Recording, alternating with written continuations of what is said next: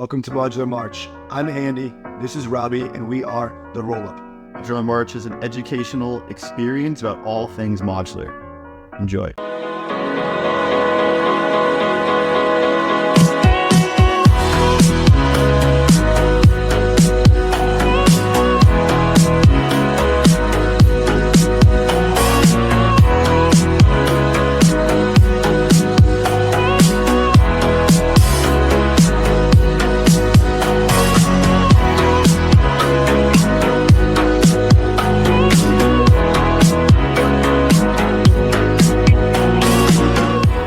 Welcome back to Modular March. Today we have the pleasure of speaking with Ellie Davidson from Espresso to learn about based espresso, not the coffee. In this case, we're talking about ad hoc shared sequencing. Ellie, welcome, and it's a pleasure to have you. Yeah, thank you so much. I'm really excited to be here. Thanks. Let's dive in. All right. Yeah. So I'm Ellie. I am the lead researcher and also an engineer at Espresso Systems. And today we're going to talk about based espresso, which is this recent evolution of the espresso design that I think is really, really neat. So I'll go ahead and jump in. So to start off with, espresso is a shared sequencer. And I just want to level the field by saying, what is shared sequencing? Well, it has two parts. So the first is you have some sort of proposer assignment. And this is basically just deciding who actually gets the rights to order transactions. So in Ethereum, the Ethereum proposer is the one who actually gets to order transactions. Maybe they outsource that to a builder or maybe not, but this is like the same idea here. And then you have the second part, which is some sort of finality gadget. And basically this finality gadget just confirms that, once the transactions are ordered, the ordering cannot change. So in Ethereum, this is Ethereum finality, which happens after like 15 minutes. So this is kind of the general gist. And then today I'm going to kind of dive into each one and explain kind of how Espresso is thinking about doing these. The majority of the discussion is going to be on the first one, but we'll touch on the second one as well. So this is very familiar, but kind of wanted to go over like what the problem space is. So we have rollups and they're great. They horizontally scale Ethereum. You can get more transactions per second. They're really good. They also allow different VMs. So, you can do custom things. You can have niche VMs that are maybe better suited for things than the standard EVM. And this is all really great. But you have a couple of drawbacks. And this is why we have made shared sequencers. So the first drawback, or the main drawback, is that interoperability between rollups is quite hard. So if you want to have a transaction across two different rollups, you essentially have to go back all the way to Ethereum. You need to wait for Ethereum finality, which takes a long time. And it's just a very bad user experience and it's very slow.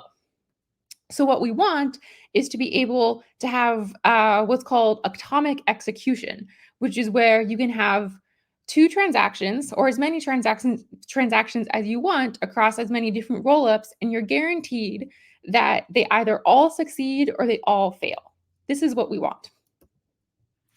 So if we look at the job of a sequencer, as I said before, a lot of the times a sequencer is also termed the proposer. They're kind of the same thing. The sequencer gets to decide the order of transactions. So basically, they're deciding the rollup block for each rollup. There's a couple of other things that they can do. So they can also maybe save users on gas cost by waiting to post data to Ethereum. That's a minor improvement. But another big thing they can do is offer pre-confirmations, which pre-confirmations, that's like my favorite topic currently in the space, and it could be its entire like own talk. But pre-confirmations are really powerful because they give users a really good promise that their transaction is going to be final. So when you think about Ethereum, I, as a user, don't really want to wait 15 minutes for every single transaction I do on Ethereum. So this is where pre-confirmations come in. Today, rollups give these really fast pre-confirmations. And as a user, if I'm interacting with a rollup today, basically in a few 100 milliseconds or so, I can get a pre-confirmation that's really strong. And I know my transaction is very, very likely going to be finalized on Ethereum. And here, maybe the sequencer, the proposer, runs an auction to decide the sequence of the block. That's just kind of an added little note. But now let's dive into the shared sequencer architecture that's Espresso. So the most basic shared sequencer is actually Ethereum itself. And so this is what's called based sequencing. And this is where you use Ethereum to sequence for rollups. Basically, the way that this works is that users send their transactions directly to Ethereum. Ethereum proposers put them into blobs and propose them. This is really great because you get all of the security and decentralization of Ethereum. You can get really good interoperability. So because one Ethereum proposer can be sequencing for multiple rollups at once, they can make sure that atomic transactions across rollups work. So this is quite good. But you could actually go even further and you can do, so this is what Espresso is doing, where you add this like layer 1.5 in the middle. And it might not be entirely clear why you want this layer, but I'll explain as we go on why potentially having this layer 1.5 between the layer 2s and the layer 1 can give you some really cool benefits. So so that was kind of an introduction to shared sequencing and what it's trying to do. So now I'm going to really dive into the first big part of Espresso's design, which is a lottery that allows us to redistribute revenue from sequencing back to rollups. So the problem is that shared sequencing is great. You get this really good interoperability, but the person or the entity who's actually deciding the order of transactions is the one that gets all of the revenue. They get both, transaction fees for sequencing, but they also can get MEV. And the idea is that interoperability is great, but rollups aren't going to want to use any shared sequencer, even Ethereum L1 as a shared sequencer, if they're losing all of their revenue. So this is the idea Espresso has to solve that problem. So basically, it's a lottery, but first we're going to describe it as an auction, and then we'll add on the lottery aspect a bit later. So the idea is that you have all of these different rollups, and they're all being sequenced across this shared sequencing layer. This could be Espresso, this could be another shared sequencer, this could be the Ethereum L1, any shared sequencer. And so what you're going to do is you run an auction to decide who gets the rights to propose. So for example, in Ethereum today, it's just kind of a randomly selected who's going to propose in Ethereum. But you may have heard of this idea called execution tickets. And this is very similar to execution tickets in Ethereum. It's slightly different, but similar. And the idea is that instead of having your validators of the network just randomly get proposing rights for free, instead, you have people bid for the right to become a proposer. So this is what we're going to do here. And the difference here is compared to maybe what's happening today is that instead of running an auction for only each single rollup, you're going to run an auction for all of the rollups together. So this allows the person that wins the auction, they can facilitate all of this interoperability. So since they're sequencing for more than one rollup at a time, they can make sure that the atomic transactions between rollups actually work and are valid. So this is what we're going to do here. So one analogy, or before I go into this, maybe the question though is, so we have this shared auction and that's really great. But the main point of this is that we wanted to distribute revenue back to the rollups. And the question is, well, how do you decide how much each rollup is worth? Obviously, it wouldn't really make sense if you just give each rollup a flat, you say, okay, I have 10 rollups, I'm just going to split the revenue, by 10. That doesn't really make sense because some rollups are going to generate more revenue than others. So this is kind of the big question. And an analogy to this is like bands playing at a music festival. You have one music festival, you have a lot of bands. The different bands are going to bring in more tickets versus other bands. So how do you decide how much revenue, to give back? So this is the problem that we're trying to solve, is how do we decide how much revenue to give back to rollups? So, and how do you keep them all happy? Yes, exactly. Smiling? Exactly. So we're going to do a first attempt, and then we'll build on this. So the first attempt is that you have two options. Is that you can either, if I want to, be the proposer for rollups, I can either propose or bid to propose for all of them at once or only each one of them individually. So obviously, if you're only sequencing for each rollup individually, you don't get any interoperability. That's like the case that it is today. But you can also bid for all of them at once. So this is really good. The key point here is that you can take the bids for the individual rollup. So and you can use that to calculate how much the rollup is worth. So for example, let's say someone bids $10 for rollup A, $20 for rollup B to sequence them individually, not together. Well, then when you sequence them all together, you can use those individual bids to say, okay, well, B generates more revenue than A, so I should give B a higher percentage of the revenue back. This is the first idea. But you have this problem called Shill bidding, which is basically, well, the rollup wants to make as much money as possible, obviously. So it's just going to artificially inflate its bid. So if it knows that someone is going to win the right to sequence all of the rollups at once, but that their revenue is based on how much people bid for them individually, a rollup is just going to say, well, I'm going to bid a huge amount for myself, and then I can get a huge amount of MEV back. And this is bad, obviously, because this isn't efficiently reallocating the revenue back to rollups based on their true value. So what do we do? Well, what we're going to do is we're going to allow this combinatorial auction where instead of just having the option to buy the sequencing rights for all of the rollups or only in one individual one, you can buy the sequencing rights for any combination of rollups.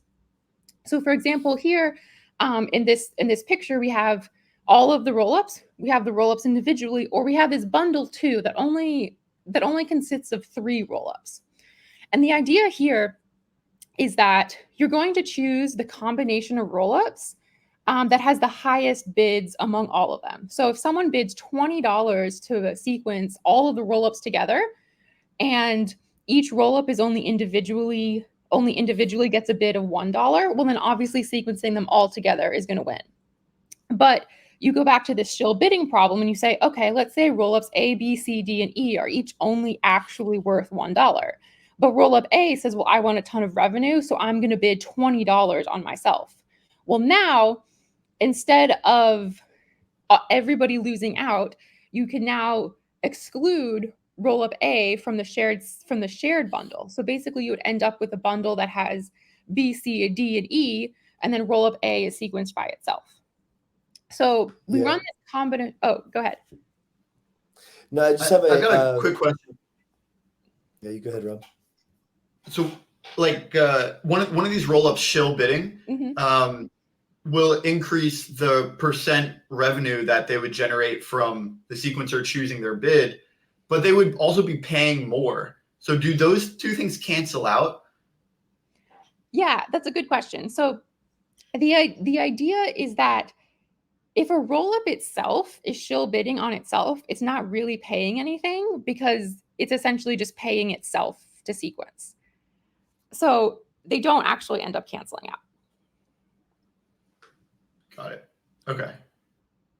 And then I understand that we wish that the whole world is good actors and that everyone's just going to do the right thing. But unfortunately, this is the crypto economic incentive mechanisms which we have to design because, frankly, that is not the world which we exist in as much as we'd hope. But if each of the rollups, or if there was some collusion where there was this continuous Shill bidding across the entire bundle, meaning every rollup basically had a Shill bidder, whether it be themselves or a separate entity, would that cancel out where it would just be this inflated amount across the board, but the proportional revenues would for each individual rollup would then effectively be the same percentage regardless of the notional value or of the dollar value? I see. Yeah. So I think in the situation that you described, let's say you have rollups that are colluding to artificially inflate their bids. Well, the thing is, if they inflate their bids too much that they actually win the auction, then they actually need to sequence and they actually need to pay that bid. So let's say you're rollup A and you're colluding with B and C and you're going to submit a really high bid for the bundle A, B, and C because you want a higher revenue. But if you submit too high of a bundle, you will actually win that, and now you need to pay your amount. Like you need to, if I bid $20, I need to pay $20, and you might not actually make $20 from sequencing that. So now you're out of money. So that's kind of like the control, I guess, is that you don't ever want to bid more than the money you can actually make from sequencing, because then you're losing money. All right, so yeah, we have basically this auction that we're running over any combination of bundles. And the idea is that, kind of like you were saying, is if one rollup decides that they're going to shill bid and artificially inflate their price, then they're actually going to have to pay that price. And they may not actually make that much. They may not make all of that back by sequencing. So this is pretty good. But let's take it a step further and actually say, well, maybe shill bidding isn't terrible. So shill bidding isn't a perfect solution, but why might rollups want to shill bid on themselves? Well, it might be because they want to make sure that they definitely make a specific amount of revenue. So let's say, they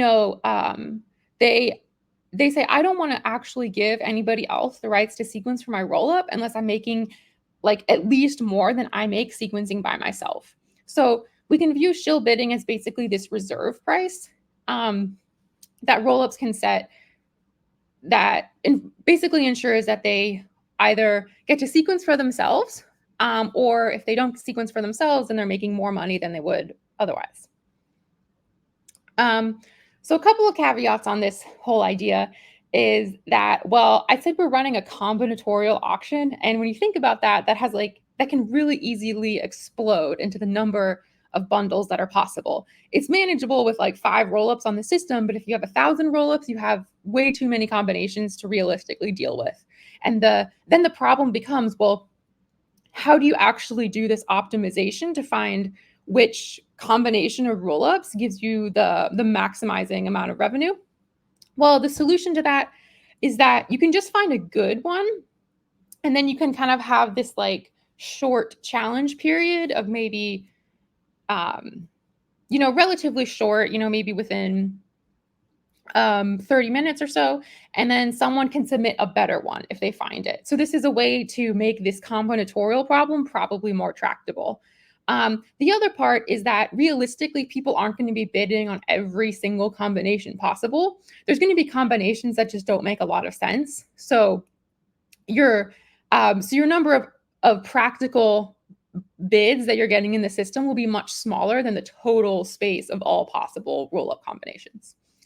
So the second big part of this is that you have to run this ahead of time. So this is different than like proposer builder separation today, where the auction is run just in time, right before the block has to be submitted to the network.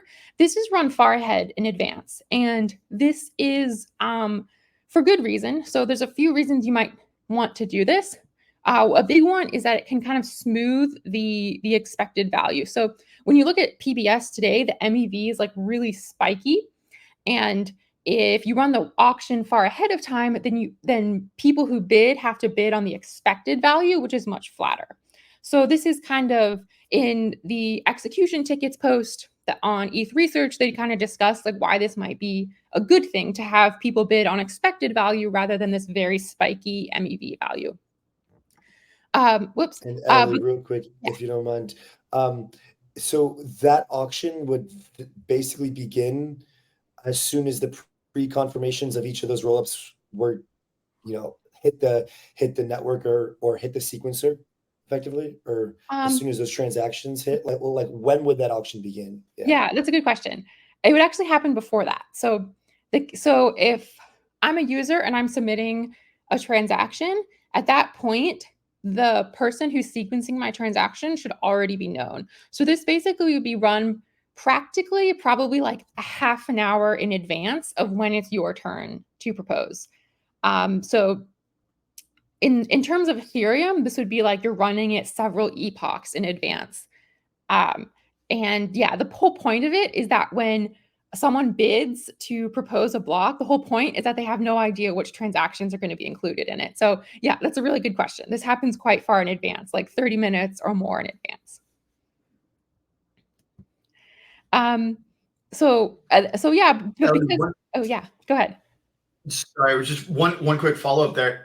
How do they efficiently, how do they price their bid that they're going to make to sequence that block if they don't have an idea of which transactions are going to be included? Yeah, that's a good question.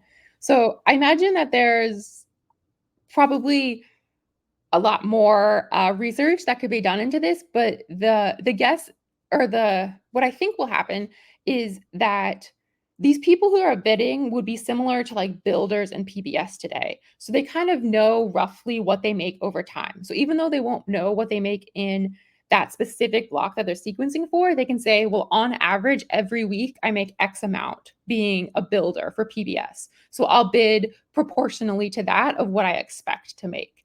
But the whole point of it, though, is that they don't know exactly what they'll make. But you could say then this goes into my next point, where if you don't know exactly how much you're going to make and you're bidding on this expected value, that expected value doesn't change. So you're just going to bid the same thing for every single slot. And what's going to end up is that then you just have the same person who wins every single slot. And then we have really centralized block building and this whole problem that we're trying to avoid. So this is why we're actually going to run a lottery instead of an auction. And this introduces some amount of randomness into the system to help decentralize this, so we don't end up with the same person proposing for all of the blocks. And the rough idea of what the lottery is basically is the same thing as execution tickets in Ethereum. You sell these tickets, their tickets are priced accordingly. If all of the tickets get sold for some slot, then you raise the price the next round. If very few tickets get sold, you lower the price. And once people bid, they submit their bid. Their bid is associated with these lottery tickets. So instead of bidding an exact amount, you essentially just buy however many lottery tickets you want. So let's say I think that I can make $20 by sequencing for some combination of rollups. So I'm going to buy lottery tickets that are worth $19, let's say. And then that gives me like a $1 profit margin. And then these lottery tickets, as the name implies, are just randomly selected. So the whole point of this is that this forces decentralization among the people who actually win the rights to sequence. Yeah. Nice. Just have a question on the graphic. It says builder with most tickets has only like blank % chance to win. I assume that there's some sort of like mechanism in which I mean there's a cap on the total tickets available. Right. But what about how does the builder, is that how the builder is going to have a limited %, or how does that work? Like, what does that mean? So the percentage is, like you were saying, it's the amount of tickets that you buy. So if each ticket you have the same chance to win. So if there's 100 tickets and I buy 20 of them, then I have like a 20% chance to win this auction. Well, then you ask, well, why would you decide to buy only 20 versus buying all 100 or, 50?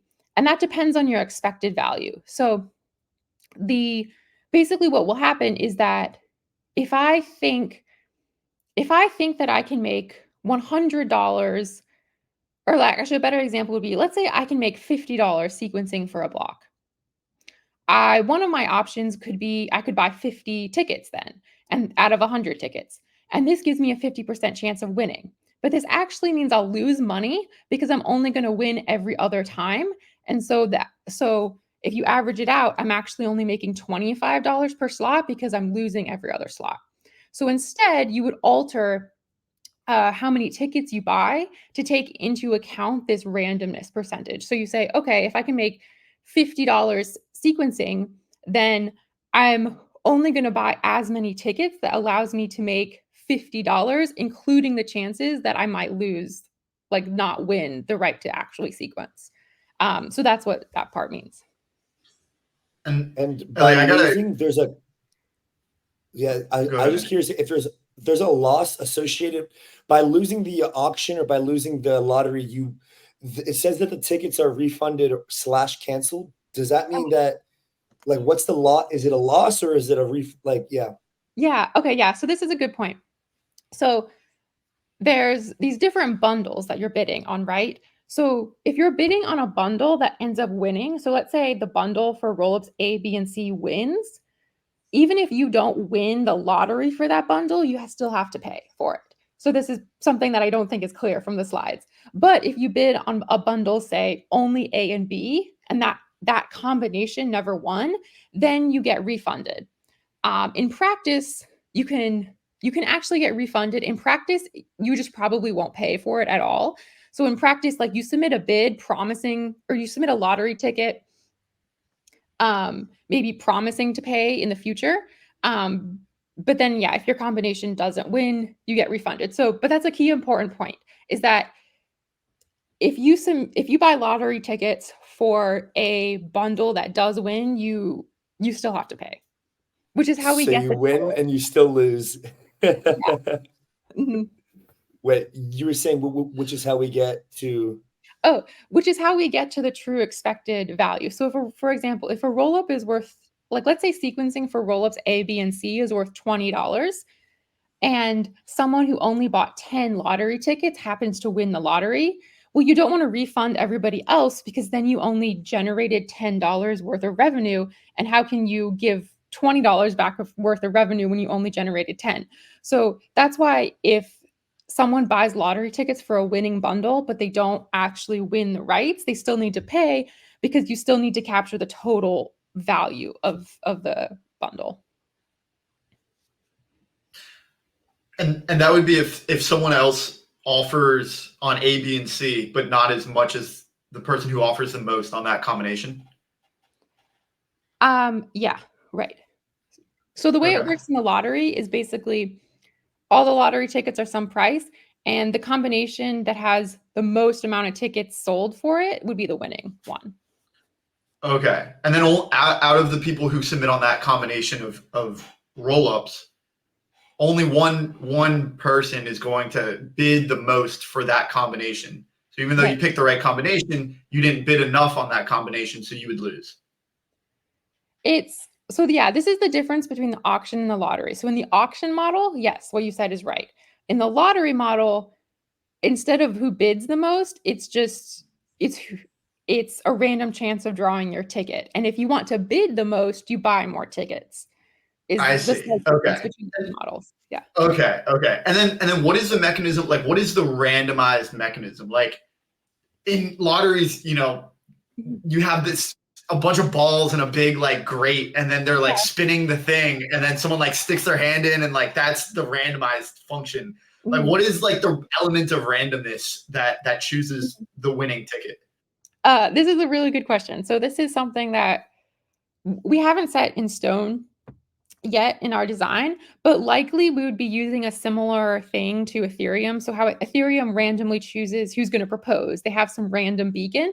We would probably use that as well, but adjust it accordingly so that it works for this use case. But the important thing about it is that it's a verifiable random beacon. So this is what Ethereum has, where it doesn't matter who actually runs the lottery and decides who wins, as long as someone else can verify that it is actually the correct like randomization. But yeah, summary, we would probably just use what Ethereum uses. Got it. Yeah. All right. And then super quick, wrapping up. There's a couple of things, you could say, oh, what about censorship resistance? You can actually argue that this is a really good design for censorship resistance, because only people who actually value proposing for a rollup will buy lottery tickets for it. So for example, if a proposer says, I don't want to have anything to do with a privacy focused rollup because it might have sanctioned stuff on it, they just won't buy the lottery ticket. And this means that the people who do win the sequencing rights are totally okay with sequencing for something that might have sanctions on it. So this actually helps censorship resistance, because you're not saying all rollups have to be sequenced by one party or none at all. You can allow parties that actually value each rollup the most. So like parties that are okay sequencing for something with sanctions, or maybe parties that are okay sequencing for a rollup that doesn't generate a lot of revenue. So this is good for censorship resistance. And then there's a couple of other caveats, but I'll kind of skip over those because I don't think they're quite as important. So the main point on this slide is that, so I spent all of this time discussing this, and this is just our proposer assignment mechanism, but it's the biggest idea of this whole, what we're calling based espresso. But the second part I said is this finality gadget.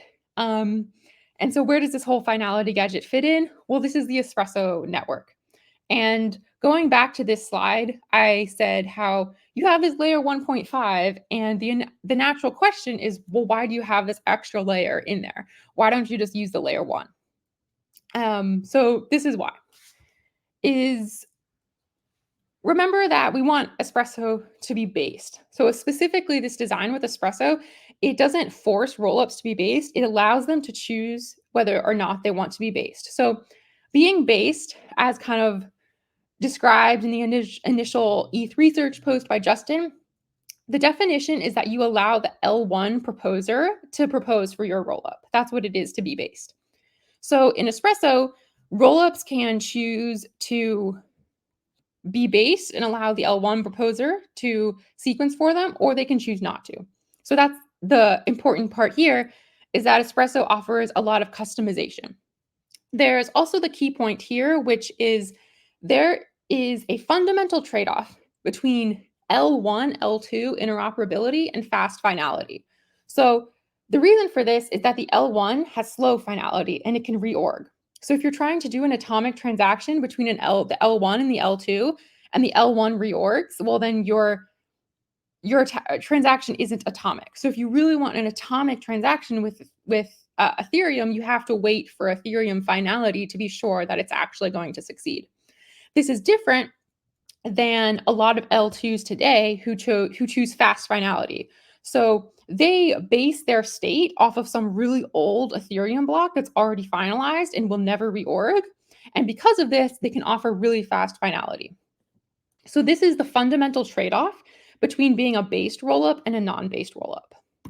But the good thing is that what Espresso is doing, which we're calling ad hoc shared sequencing because it allows a lot of customization for rollups, is that it allows rollups to sit anywhere on this spectrum. So a rollup can say, I want to enable atomic interoperability between Ethereum and my rollup. They can choose that. And then another rollup also in the same Espresso network can say, no, I actually want fast finality and I don't care as much about interoperability with the L1.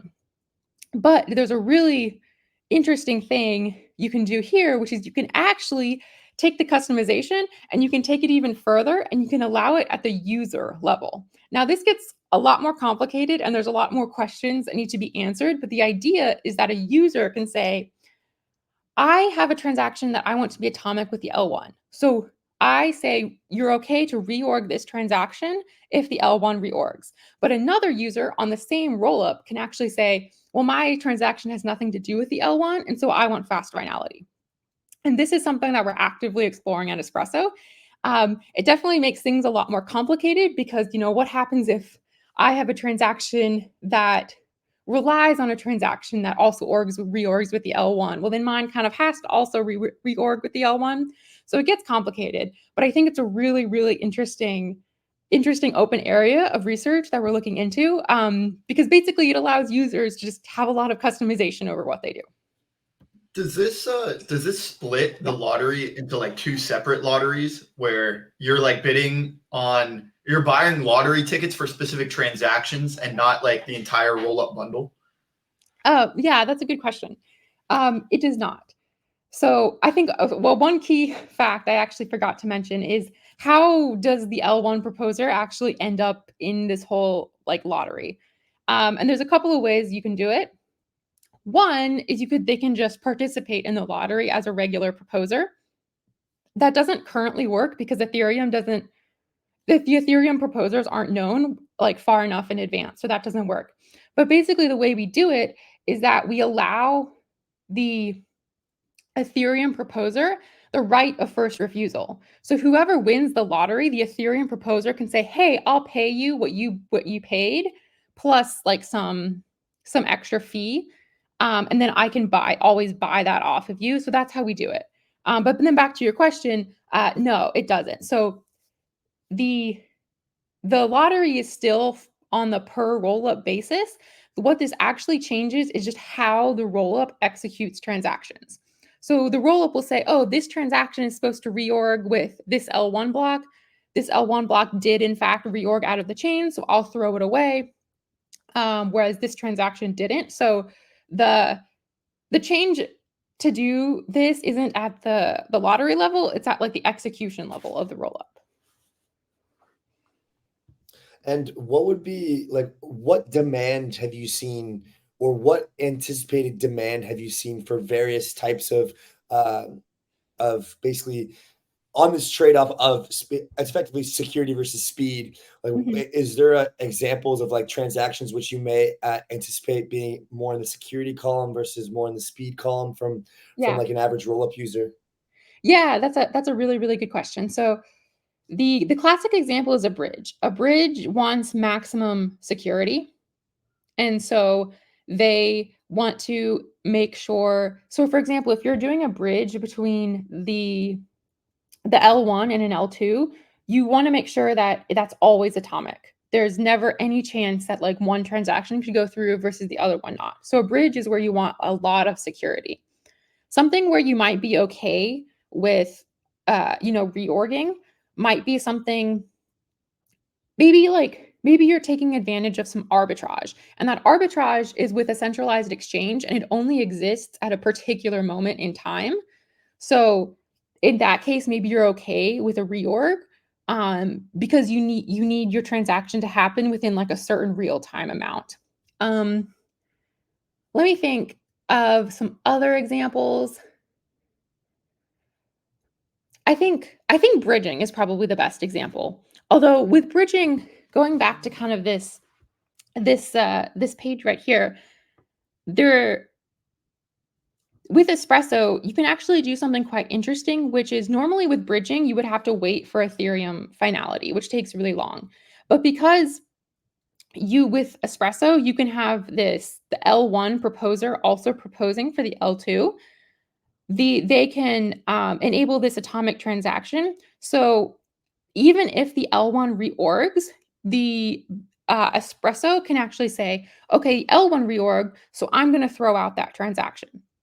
And what this does is that even if your atomic transaction reorgs out, you're guaranteed that the promise never gets broken. So as an example, let's say you have a transaction between an L1 and an L2. The L1 transaction gets reorged, and Espresso will then make sure that that L2 transaction is dropped. So there's never a case where the L2 transaction succeeds and the L1 transaction doesn't. And if the L1 transaction succeeds, then due to the guarantees of Espresso, the L2 transaction will also always be included. So I think a key point here is that you can sit at either end of this spectrum, but you can still actually have a lot of safety, because the safety comes from having the same party sequence the transaction so they know whether both are included or both aren't included. And then the safety also comes from the logic of Espresso that it throws out transactions if they aren't included in the L1. I might not be explaining this in the most clear sense, but the point is that even if the L1 reorgs with Espresso, you can do it in a way where the worst you get is a wasted time. Okay, you have to resubmit your transaction, but you never get a case where one fails and one succeeds. That was kind of a tangent off of your question, but hopefully it makes sense. But it's important because, I also want to dive into kind of the entire consensus mechanism of Espresso itself, in terms of like how we're gonna figure out the best way to decentralize that and make sure that bad boy stays up 24/7, no full liveness. But I'm sure that we can talk about that here shortly. Oh yeah, consensus is what I spend my most time on at Espresso, so really would love to talk about that. Yeah, I just have like one more slide left, which is basically Pre-confirmations. So I mentioned this briefly at the beginning. Pre-confirmations. There's two kinds of pre-confirmations. Generally speaking, there's more, but they mainly fall into two kinds. And they're attester pre-confs and proposer pre-confs. Proposer pre-confs are basically where the proposer says, I promise to include this transaction when it's my turn. An attester pre-confirmation is when you have a whole network of validators finalizing some transactions. So for example, when Espresso finalizes a transaction on the Espresso network, that's an attester pre-conf. And that means that that transaction cannot get reorged unless you break the fundamental safety assumptions of the Espresso network. So this would be like you have to slash 1/3 of all stake if you ever wanted to reorg this transaction. And proposer pre-confirmations can they're usually faster because they're just one party offering them. So you can get them in like a few milliseconds. Attester pre-confirmations require going through consensus on the Espresso network, but once you have them, they're incredibly, incredibly strong. So going back to the bridging example, if you wanted to bridge something, you might not want to trust only a proposer pre-confirmation because that's only backed by so much collateral, like 32 ETH, let's say. Whereas the Espresso pre-confirmation has the weight of all of the attesters in the Espresso network and has a lot of economic collateral behind it, similarly to like Ethereum. And therefore, it's really, really strong. So you might say, okay, I'm not going to wait for finality on Ethereum, but I can wait for finality on Espresso, which takes maybe 1 to 2 seconds. And then I have this really, really strong pre-confirmation guarantee. So that's it.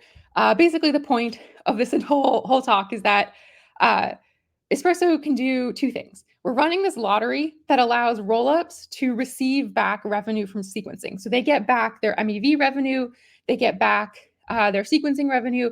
And the whole idea is that rollups are never worse off participating in Espresso than they would be on their own. So they're either the same level, they either get the same revenue or more. And then finally, also, we have this what we're calling ad hoc shared sequencing, which means that each rollup and potentially in the future, each user can decide whether they want to be based or non-based and whether they want to reorg with the L1 or not. So yeah, that's like the gist. A long discussion, but I think it's a really, really exciting new direction for Espresso. It's awesome. Really, really appreciate it. And I think we'll just pop you up here. And I feel like we talked a lot about what Espresso can do in terms of this shared sequencer network. But I think for a lot of people still listening, including myself and maybe Rob, Espresso seems like this abstract magic box of like goodness that is just like this it's like all these really strong guarantees, but like, what is the consensus mechanism for Espresso? How does that kind of validation work? Who is making sure that Espresso stays up? And yeah, let's talk about that. Yeah, no, this is great. Consensus is my favorite part of Espresso. So we have a consensus protocol that we call Hotshot. And this is a protocol that it can achieve pretty fast finality. So it's a BFT, Byzantine fault tolerant protocol. And in our benchmarks, we've been able to achieve finality, between 1 to 2 seconds. It depends on how geo-distributed the network is and obviously the networking conditions, but that's generally how fast it can go. And that's pretty fast actually compared to a lot of protocols. We are planning on using restaking to secure the network. So all of the validators in the Espresso network would also be Ethereum validators that are staked in Ethereum. And because of this, we should be able to have quite a large amount of economic security even to start. And then the idea is that over time, that will grow and grow, and our network can have economic security that's very comparable to the size of Ethereum, because obviously having really large economic security is really important. That's why people choose Ethereum over, say other networks. So the validators are stakers in Ethereum. Our protocol also has a data availability aspect to it as well. So the reason is that if you're doing consensus, so to sequence transactions, you have to do consensus. That's like, you need to have some way to have everybody decide that, yes, this is the sequence. Well, if you're already doing consensus, you actually can just get DA for free because DA is kind of a subset of doing consensus anyway. So not only does the Espresso protocol sequence transactions, it also does data availability on them as well, which is cool. Yeah, I think that underrated part of Espresso. Yeah. That follows real nicely from like where we left off on the slides, from proposer and attester pre-confirmations, because you mentioned how like if we were to kind of like use only the proposer pre-confirmations, we're only getting the economic security of one validator, like only 32 ETH. But if we use these attester pre-confirmations, we get the economic security of the entire Espresso network, which sounds like it's going to be more, it's going to be closer to like all of the restaked Ethereum that's like available in the economic security of Ethereum, and not just like a single 32 ETH proposer. Right. So like let's say like I wanted to contribute to like the Espresso node network, and I want to be like a validator or an attester on the Espresso protocol. Like what are like how would I go about doing that and contribute my own like economic security to the Espresso network? Yeah, that's a really good question. So I think the best way is that once we integrate with EigenLayer, then you admittedly you do have to run your own Ethereum staker, which requires 32 ETH, which might be a little bit of a high barrier of entry. But we want to do that because we want to make sure that we have this really good economic security behind us. I think one also, so you can run your own home Ethereum validator, and then you can restake using EigenLayer into Espresso. I think another thing, which isn't something we're like actively, this is kind of tangential to Espresso, but is like distributed validator technology. I'm personally quite interested in that. So bullish. And I think that that's like a great way too for people who don't have 32 ETH, but they still wanted to restake. I think it'll be really interesting to see these DVTs be able to restake on EigenLayer, and then someone, with less than 32 ETH can also help secure the Espresso network. So yeah, those are my thoughts. And I think it's super bullish to use, like, being an AVS means that you don't have to just inflate a potential token, or in other example, a token emissions to the max for economic security. You can just be like, yo, we have good tech, we can use Ethereum, and bang. So exactly. I mean, we can talk for hours about how EigenLayer is like the biggest thing since sliced bread in crypto. But Ellie, I think that I just would like to say I really appreciate you coming on. Learned quite a bit. Was already mega bullish on what you guys are building, and even more so now. And I would like to just keep learning about just all these different options. And man, it's just very exciting. So thank you. Yeah, thank you. My closing thought here is like, I can't wait to explain cross-domain MEV to Larry Fink, because it seems like anyone who's like running this Citadel level TradFi operation is going to be so excited about cross-domain MEV arbitrage, like essentially arbitrage across all these rollups. And like, I just see that as a path to onboard like a new institutional wave. And that's only possible through interoperability solutions like shared sequencing. Yeah, exactly. Thanks for coming on. Thank you.